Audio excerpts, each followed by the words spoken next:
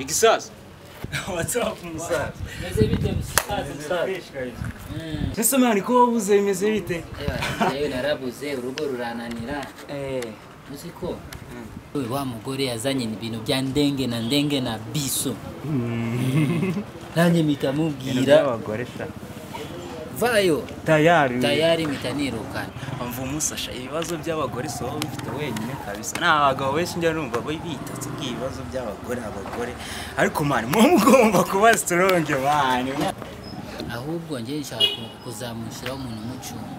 Kaza kuko ntago akenshi ahora yagiye iki niki yaza mu rugo yananiwe kandi abona n'umugore utwite ariko nubwo yaba yananiwe ntago yananirwa muri ubwo buryo. Ese ubundi mubazanira reyo mwabazanye mujye mwemera mani muhame hamwe mutuze mani muzana abagore mushobora no kubatunga. We reka tumeye uramuga turamuka gahunda twapanze yaciyemo. Ese iyi nda yarayemeye? Umva sheri ibyo nibyo ndiyo bindekera. Wa mugore wa mbere yaramwerekanye. Ubu ngubu ni ngewe uri kuri top. Igisigaye ni uko fata imitungo hanyuma tukikomereza. Agiye kugurisha yanze amafaranga mike nyabona.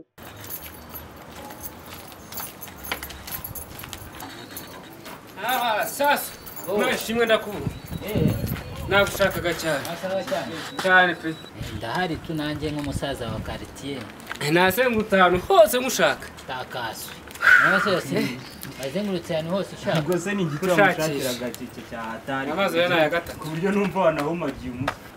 None se wowe urazenguruka wiruka nk'wa amazi ingura nshaka ugusura nshakiriki. Sasu. Birakomeye. Neze bite se mani? Birakomeye cyane. Ibikisi Umugore aranteje. Taka. Nibyo bakora. Taka. Umugore yantaye.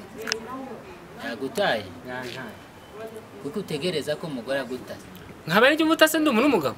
Mu rugo. None se. Urabize nawe mfite akazi keza. Meze neza nta kibazo. Njya amasafari ahantu hose. Urumva. Muri kimwe cyose nakimuhaga.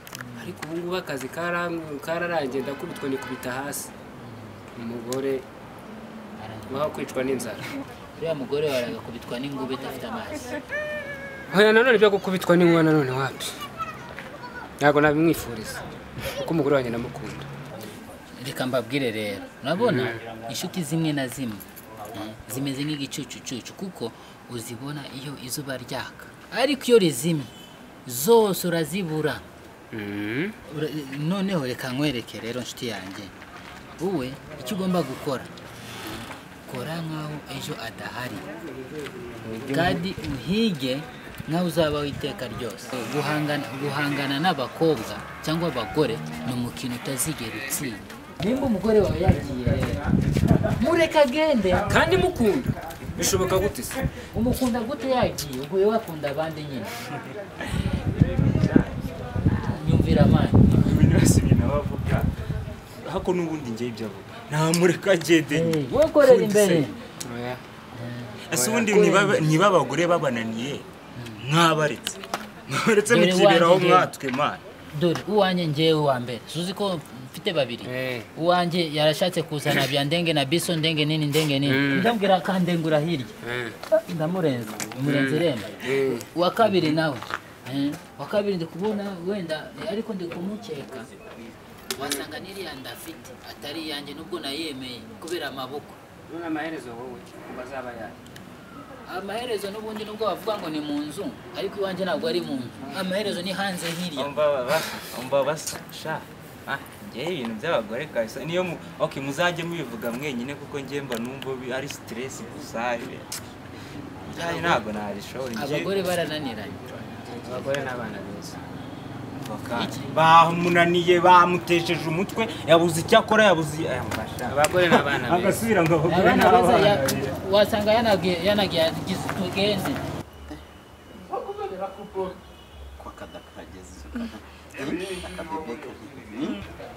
Shit. Karame. Ntago kari kugira se. Gutera umva hano. ukabyara ese ko mbona uri kurushaho kuba igisupusupu mama nari mukumbe ariko nari nkomeze nzima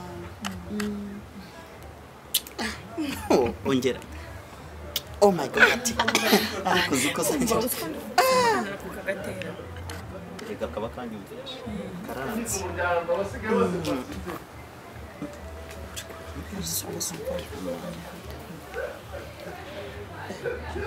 akoze kari agahungu nka se koko se nagakubaganye nka se none se uri kukarisha mbuto ki imbuto zose turi kuzibona ntuzi ko n'ibindi naringize uri kugaca mu biryo akanongere numve mama kandi makuru kakana nikaba gakobwa uzakita nde mbanza mbwira izina wateguye TETA zakita TETA nahise njye kutambaza agahungu wowe se nitubyara agahungu nzakita ngo nari kubitekereza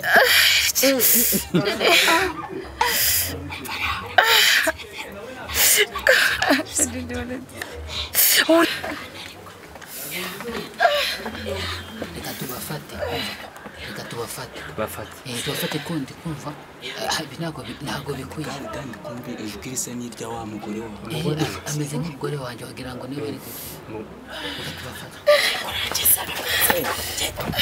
kavuyemo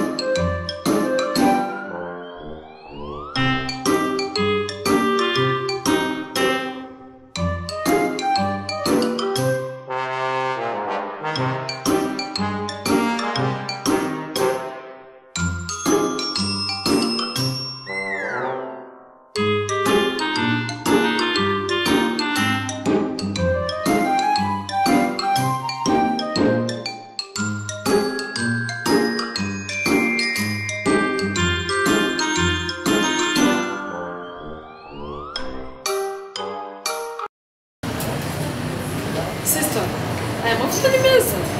Aya mavuta ni meza cyane pe ku bana noneho usanga uruhu rwabo ntabwo ajya ahindura umwana usanga yazanye amatashi usangaga uruhu rusa neza cyane.